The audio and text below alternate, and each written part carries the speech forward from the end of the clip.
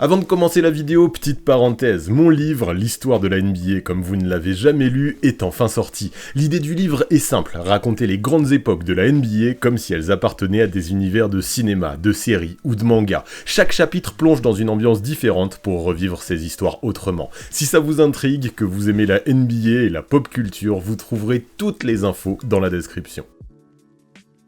Et si le dernier move des Warriors de l'ère Stephen Curry, c'était de faire all-in sur Kawhi Leonard? Ouais, j'ai l'impression qu'on arrive à un moment où les Warriors doivent choisir. Soit ils regardent doucement la fin de cycle arriver, soit ils tentent un énorme pari, risqué, imparfait, mais capable de redonner de réelles ambitions à Steph Curry. D'ailleurs, cette vidéo-là, c'est vous qui l'avez choisie sur Insta. Avec les playoffs, j'ai beaucoup traité des sujets chauds cette semaine, mais là, j'avais envie de prendre le temps de vous écouter et de faire une vraie vidéo en mode GM sur les Warriors. Alors continuez à voter, là-bas, ça influence vraiment les vidéos qui arriveront ici. Donc t'as capté, si tu me suis pas encore sur Instagram, c'est le moment. Et tant qu'à faire, pense à t'abonner ici aussi, parce que tu l'as vu, en cette période de playoffs, du contenu peut tomber n'importe quand. Mais ouais, en attendant ça, aujourd'hui, le but, ça va être de reconstruire les Warriors en tentant de me mettre dans la peau du GM Mike Dunleavy. L'idée, c'est pas de faire un délire à la NBA 2K où tu forces 3 trades et bizarrement tout le monde dit oui. Là, on garde les vraies contraintes, le salary cap, les blessures, les pics, les sacrifices que ça engendre. Et surtout, on veut répondre à une question. Qu'est-ce que tu peux encore faire autour d'un Steph Curry de bientôt 39 ans qui n'a plus le temps d'attendre? C'est en gardant ça en tête que je vais essayer de construire un roster ambitieux, même s'il restera sûrement fragile. Et je le sais d'avance, il y a plein de trucs qui peuvent foirer dans mon scénario, mais c'est justement ça qui rend le sujet intéressant. Alors installez-vous bien, on va essayer ensemble de redonner une vraie chance de titre à Stephen Curry.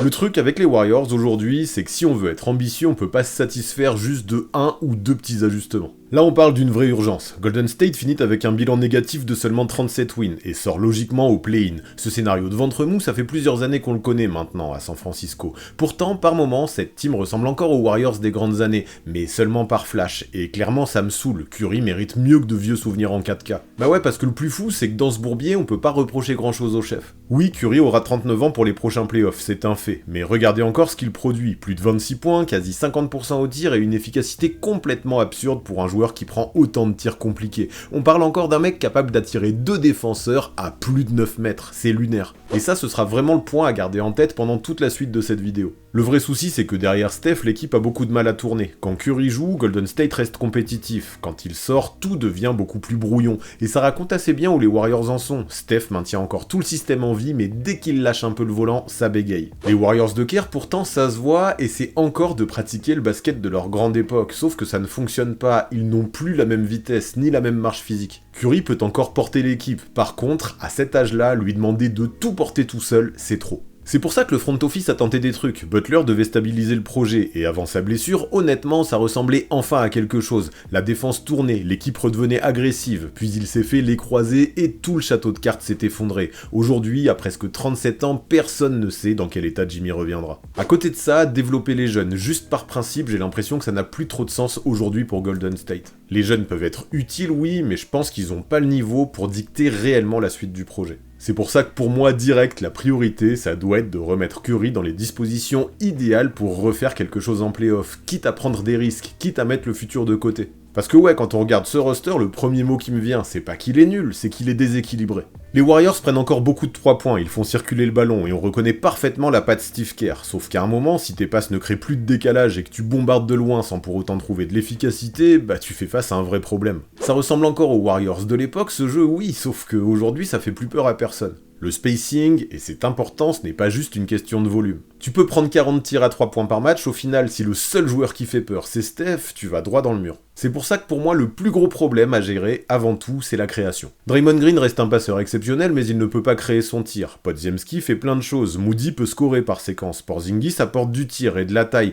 mais aucun de ces joueurs en play-off n'apporte suffisamment de certitude pour prendre le relais et créer ce qu'il faut dans les matchs importants. Résultat, dès que Steph sort ou se fait étouffer par la défense, le ballon bouge, mais ça ne débouche pas sur grand chose. Sans cet avantage, tu peux faire 18 passes sur une seule et même possession, ça reste stérile. Face au gros de la conférence Ouest, en 2026, l'expérience et l'intelligence ne suffisent plus. Jimmy justement apportait une partie de ce qui manquait, dureté, physique, création, lancer, capacité à ralentir le jeu. Avant sa blessure, les Warriors avaient retrouvé une vraie identité, sauf que sa blessure a tout cassé. Le problème, c'est pas de dire que Butler est fini, le problème c'est qu'à son âge, après une blessure pareille, tu ne peux pas construire ton été en croisant les doigts pour qu'à son retour, il retrouve son prime, c'est trop incertain. Les Warriors n'ont plus le temps pour l'incertitude, et c'est bien pour cette raison que je pense qu'il faut qu'ils fassent de gros moves dès cet été. Pour Mike Dunleavy, ce serait une grosse erreur de repartir tel quel, avec le même genre d'effectif. Pas avec autant de dépendance à Stephen Curry et pas avec autant de trous dans la création. La continuité, parfois, c'est rassurant, et je suis premier à le dire, mais là, en l'état, je ne pense pas que ce soit la meilleure idée. Sauf qu'il faut s'en rendre compte, avant de tout chambouler, le salary cap peut changer pas mal de choses dans cette reconstruction. Parce que les Warriors ne peuvent pas juste arriver sur le marché des free agents en se disant « Bon, on va signer 2 bons joueurs et ça ira mieux, ça c'est fini ». Golden State est déjà au-dessus du salary cap, proche des zones dangereuses du nouveau CBA, et aujourd'hui, le problème, c'est pas seulement de savoir combien coûte un joueur, c'est de savoir ce que ça implique au niveau de la zone financière et des aprons. Quand tu dépasses les limites, la ligue te pénalise, t'as beau être riche, tu finis menotté. Et là, rien qu'avec Curry et Butler, la base salariale est déjà énorme. Va donc falloir être malin, faire de bons trades et trouver des bonnes affaires. Pas le choix. Déjà Butler, même si sa blessure peut faire peur, c'est l'un des rares salaires capables de matcher une superstar. Faut en être conscient. Même logique à une autre échelle avec Draymond ou Porzingis. La question, ce n'est pas juste de savoir s'ils sont bons, c'est de se demander si ça vaut vraiment le coup de s'encombrer avec leur contrat au vu de ce qu'ils peuvent réellement t'apporter sur le terrain. Et c'est ça qui rend l'été aussi compliqué. Chaque décision peut te pénaliser financièrement et te fermer une porte. Un contrat trop lourd, une exception mal utilisée, et tu peux trouver immédiatement bloqué. Le défi, ce n'est pas juste de trouver de bons joueurs, c'est de réussir à les payer au bon prix. Maintenant, Golden State a encore des contrats transférables, quelques jeunes, des picks, des bird rights, donc non, ils ne sont pas non plus totalement coincés, mais garder tout le monde, recruter fort et éviter le second apron en même temps, c'est juste impossible, donc il faudra faire des choix, c'est obligatoire. C'est pour ça qu'à partir de là, il va falloir laisser de côté les sentiments et faire du tri dans l'effectif. Golden State a encore beaucoup de joueurs sous contrat, ils n'ont pas un roster vide, et ce serait limite plus simple pour repartir d'une page blanche. Là, t'as des vétérans chers, des jeunes intéressants, des options à gérer, donc pas le choix, va falloir réfléchir froidement. Draymond, par exemple, c'est le dossier émotionnel par excellence, c'est le cerveau défensif, le meilleur partenaire historique de Steph, un mec tu ne remplaces pas comme ça. Sauf qu'avec une option à près de 28 millions, ça devient vite compliqué de le garder sans réfléchir. À ce prix-là, il bloque beaucoup de choses. S'il n'accepte pas de baisser son salaire, peut-être qu'il faudra se préparer à s'en séparer. Et derrière, t'as les jeunes, pour lesquels aussi il faudra prendre des décisions. Moody, j'aime bien, joueur sérieux, du shoot, de la défense, un contrat correct. Pourquoi pas le garder, mais il peut aussi avoir de la valeur sur le marché des transferts, donc il n'est pas intouchable. À côté, Podziemski, c'est encore plus intéressant. Contrat rookie, bon QI basket, du rebond, des capacités pour connecter le jeu. C'est bien, mais en tant qu'asset, ça peut potentiellement être encore mieux. Sa valeur peut être plus importante dans un trade que dans une rotation win-now. Chez les vétérans, même chose, il faut doser, et un Al Horford à petit prix par exemple, ça peut encore avoir du sens malgré son âge. Melton, Payton, Seth Curry, c'est la même chose, mais aucun de ces noms ne te garantit de régler tes soucis. Et puis, au milieu de ça, on a Kristaps Porzingis, sûrement le cas le plus piégeux.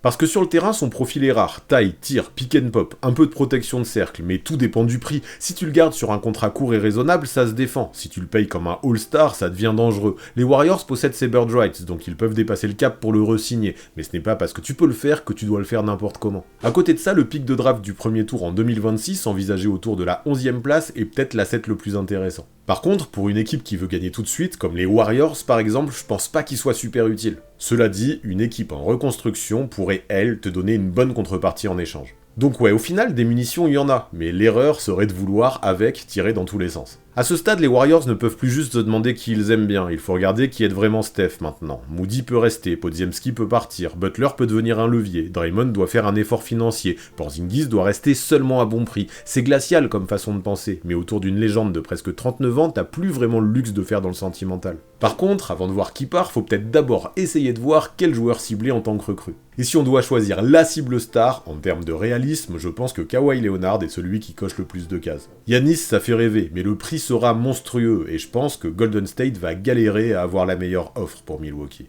LeBron avec Steph aussi, évidemment que pour la légende ce serait magnifique, et ça fait déjà pas mal parler. Mais il aura 42 ans en fin de saison, et j'ai bien peur qu'au final il apporte plus de distraction que de certitude. Kawhi par contre, même si avec lui il emmènerait son lot de doutes également, je pense que c'est un autre délire. C'est un bon compromis, il entre dans la dernière année de son contrat, ça c'est pas mal. Il sort d'une saison à près de 28 points avec des pourcentages hyper propres, et quand il est sur le terrain, que sa santé va bien, il reste ce scoreur froid, élite, capable de créer son tir quand l'attaque est en galère. Il pourrait apporter énormément de choses dont les les Warriors ont besoin aujourd'hui. Surtout que sur le papier, j'ai l'impression que le fit avec Steph est clairement évident. Kawhi n'a pas besoin de garder la balle 20 secondes pour exister, il peut jouer au poste, attaquer un mismatch, mettre un tir à mi-distance, sanctionner en catch and shoot ou prendre en main une possession compliquée quand ça patauge. Avec lui et son tir extérieur, les défenses ne pourront clairement pas continuer à envoyer constamment de gars sur Steph. Avec lui, tu obtiendrais enfin une deuxième menace que les défenses adverses seraient obligées de respecter. Et en playoff, quand le jeu ralentit, ça pourrait compter encore plus. À un moment, à côté de Steph, il faut un closer, capable lui aussi de convertir une possession sale, et Kawhi sait tout à fait faire ça.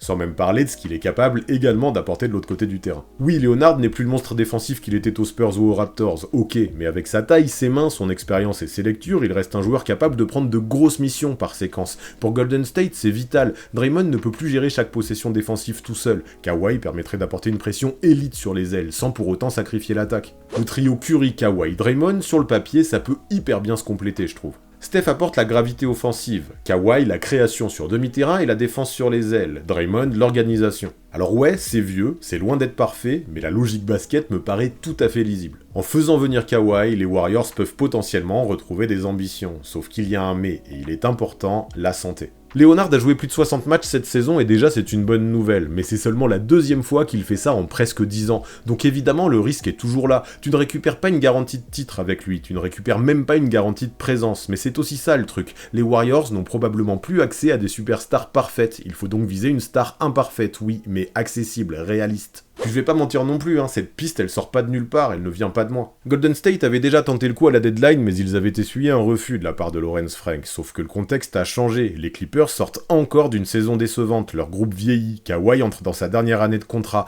eux aussi peuvent se demander s'il ne vaut mieux pas récupérer de la valeur avant que le timing leur échappe. Et vu qu'ils n'ont pas de joueurs comme Curry autour de qui construire, autant viser une reconstruction, et peut-être qu'ils l'ont déjà entamé en envoyant James Harden à Cleveland. C'est bien pour ça que parmi toutes les rumeurs de gros noms, aujourd'hui je trouve que le pari Kawhi est le plus réaliste, mais la vraie question maintenant c'est comment tu convaincs les Clippers. La base est assez simple, si Golden State veut récupérer Kawhi, le contrat qui ouvre les négociations c'est Jimmy Butler, pas parce qu'il est nul ou qu'il intéresse forcément la franchise de LA, juste parce qu'il gagne presque 57 millions pendant que Kawhi est autour de 50. Financièrement ça match naturellement, dans le nouveau CBA c'est déjà énorme.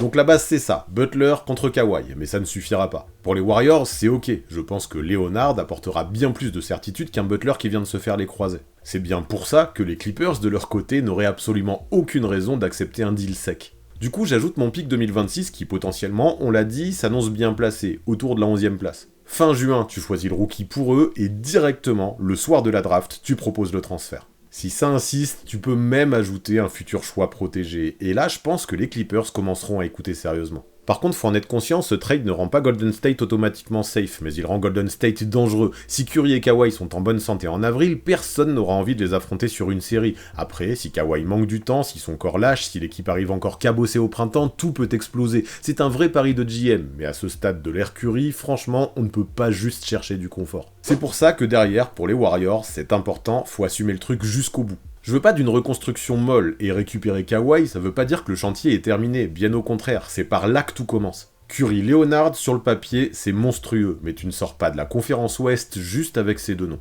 Parce que même avec Kawhi, le premier besoin ne disparaît pas totalement, il faut encore réduire la dépendance à Curry. Kawhi peut créer son tir, oui, mais ce n'est pas lui qui va gérer toutes les minutes sans Steph. Pour compléter le roster, il me faut encore un arrière capable de monter la balle, de calmer le jeu sur demi-terrain, et éviter que l'attaque se transforme juste en une boucle de end-off infernale qui ne débouche sur rien. Puis faut pas oublier qu'on parle des Warriors aussi, alors il me faut également des shooters, des vrais. Pas juste des gars qui prennent des tirs juste parce qu'il faut bien que quelqu'un les prenne. Non, des vrais snipers, parce que si autour de Curry et Kawhi tu mets 3 mecs inoffensifs au périmètre, tu te retrouves directement dans le même bourbier. Donc je veux des gars capables de punir vite, en catch and shoot, sans dribble inutile. Pas forcément des stars, mais au moins des mecs qui ne vont pas casser ton spacing. Et derrière eux, il me faudra des corps solides, capables de protéger les stars et d'encaisser les chocs. Ça c'est presque le point le plus important. Les Warriors ne peuvent plus vivre uniquement sur l'idée que Draymond va gérer tout le sale boulot. L'Ouest est désormais trop grand, trop athlétique, trop physique pour ça. Il faut donc des ailiers qui défendent autour de lui, et surtout un vrai pivot, qui pose des écrans, va au cercle, prend des rebonds, et sait finir de façon simple. Vraiment, pour ces Warriors, j'y tiens, parce que c'était un gros problème cette année, le rebond doit devenir une priorité.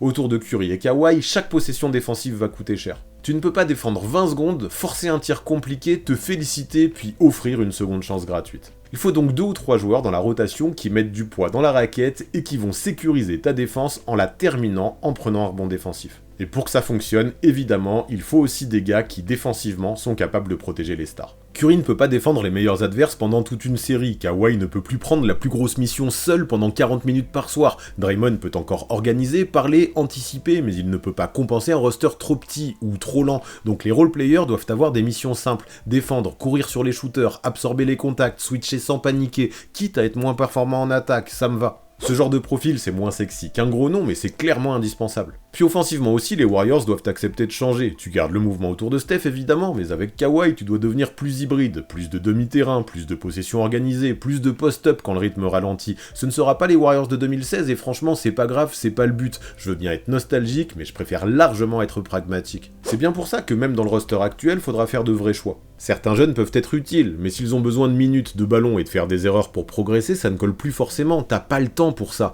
Certains vétérans peuvent aider, mais seulement avec une mission claire. Autour d'un duo Curry-Kawhi, la profondeur n'est pas du luxe, il faut survivre à 82 matchs, arriver en avril avec des jambes fraîches, et ne pas demander aux 2 stars de tout gérer à elles seules. L'idée, je pense, avant tout, c'est de trouver une identité, et de pousser le curseur jusqu'au bout. Et perso, je pense que Golden State doit devenir une équipe qui contrôle mieux le jeu. Curry pour la gravité, Kawhi pour les possessions brouillonnes, Draymond pour la structure. Autour, on met des joueurs capables de remplir des missions, shooter, défendre, prendre des rebonds, protéger le cercle. Pas forcément des mecs spectaculaires, mais des mecs bien relous à affronter sur tout le long d'une série. Mais bref, c'est bien beau de faire des listes de courses comme ça, vous, ce que vous voulez, c'est des noms, des vrais, et je comprends. Je veux bien dire à Dunleavy qu'il faut un pivot, un shooter, un créateur, un défenseur, oui, sauf que Golden State n'a pas la marge pour cocher toutes ces cases une par une. À chaque fois, tu dois te demander, est-ce que ce joueur est disponible, accessible, est-ce qu'il peut jouer en play-off, est-ce qu'il aide vraiment Curry et Kawhi sans créer un nouveau trou ailleurs? Et déjà, faut régler le souci du coach, car Steve Kerr, je le rappelle, est en fin de contrat. S'il prolonge, comme les rumeurs le laissent entendre dernièrement, je pense que malgré les critiques justifiées qu'il reçoit dernièrement, c'est une bonne nouvelle.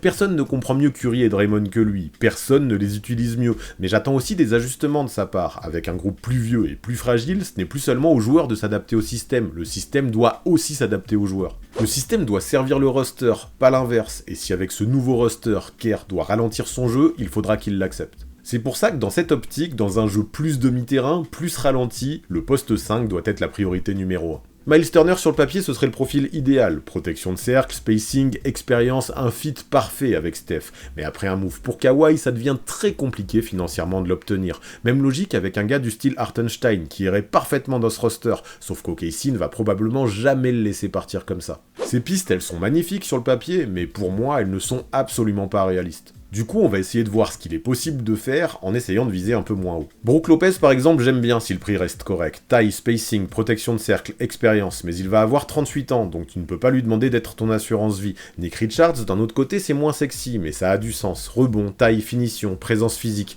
Pas glamour, mais parfois, une bonne équipe se construit aussi avec ce genre de joueurs, c'est pas mal. Le marché des big men dernièrement est devenu très cher, donc Golden State doit arrêter de chercher absolument le pivot parfait, il faut surtout viser une recrue intelligente. Mais autour de Curry et Kawhi, il faut aussi des 3&D. Le problème, c'est que toute la NBA cherche ce genre de profil. Donc encore une fois, les Warriors devront viser des vétérans intelligents plutôt que des gros noms sexy. Caleb Martin, si le prix reste raisonnable, ça peut être pas mal. Bruce Brown aussi, que tu peux avoir pour pas trop cher, je pense. Je veux pas des stars, je le répète, je veux surtout des mecs qui peuvent coller à mon puzzle. Puis derrière, il reste le vrai besoin d'un meneur backup qui peut créer. Tyus Jones, c'est presque le profil parfait. Bonne gestion, peu de pertes de balles, du pick and roll, un tir correct. Garder Melton aussi serait une bonne idée si la santé suit, même si dans le profil il est moins organisateur. Mais comme toujours, tout dépendra du prix. De toute façon, il faudra faire attention à tout. Dans ce genre de chantier, le moindre détail peut devenir primordial. Steve Kerr n'a pas besoin du roster le plus flashy, il a besoin du roster avec le moins de trous possible, un pivot qui sécurise le rebond, un ailier 3&D, un arrière qui contrôle le demi-terrain sans perdre la balle.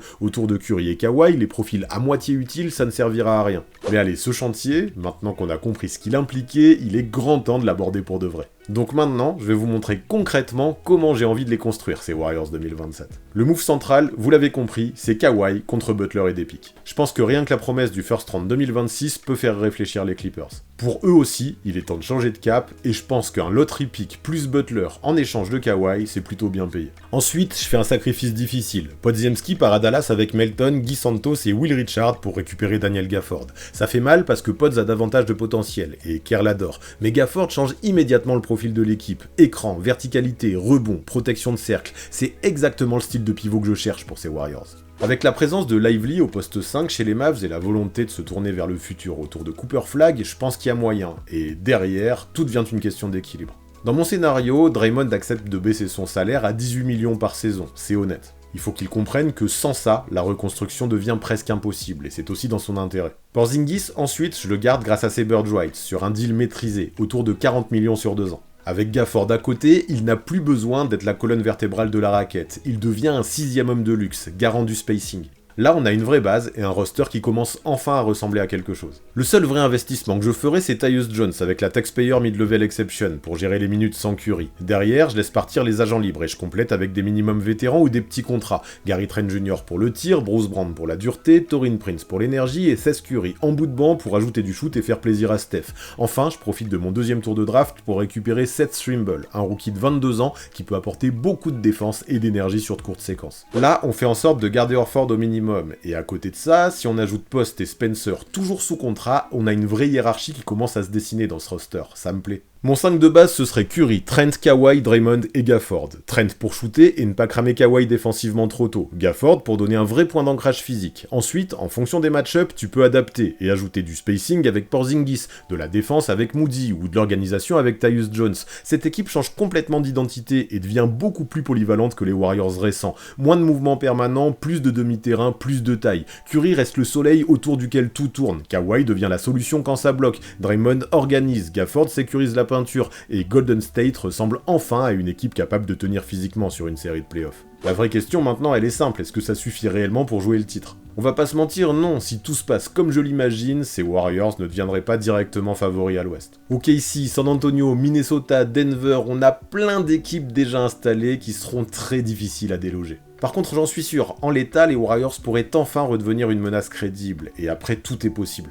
Le problème évidemment, c'est que cette équipe resterait vieille, chère et fragile. Curry aura 39 ans en playoff, Kawhi traîne un dossier médical et un historique long comme le bras, Porzingis est le genre de joueur qui se pète tout le temps. Tout peut s'écrouler très vite, c'est un roster qui est construit sur beaucoup d'incertitudes, mais le plafond est réel. Maintenant, on va pas se mentir, ce scénario dépend de plein de conditions. Draymond doit lisser son contrat, Porzingis doit accepter un deal court, Dallas doit aimer Podziemski, les Clippers doivent tourner la page Kawhi, des vétérans doivent venir à prix bas. Ça fait beaucoup de si, mais ce ne sont pas des fantasmes absurdes, j'ai l'impression. Tous me paraissent avoir du sens. Maintenant, petit disclaimer, j'ai pas du tout la prétention d'être GM, et je ne prétends pas non plus avoir la solution miracle. Dans la réalité, ce genre de move est évidemment beaucoup plus compliqué à réaliser que de les imaginer simplement sur le papier. Mon but, c'est juste de donner un exemple de ce qu'il est possible de faire sans pour autant tomber dans le délire total. C'est donc pas l'équipe parfaite, j'en suis conscient, mais c'est peut-être à mes yeux la meilleure tentative réaliste d'éviter de gâcher les dernières années de Steph, parce qu'au final, le vrai risque, ce n'est pas de tenter un énorme chantier imparfait qui finit par se casser la gueule, non, ça me va. Le vrai risque, je pense, c'est de ne rien tenter du tout, alors qu'un joueur comme Curry peut encore t'ouvrir une fenêtre, même si elle se réduit de jour en jour.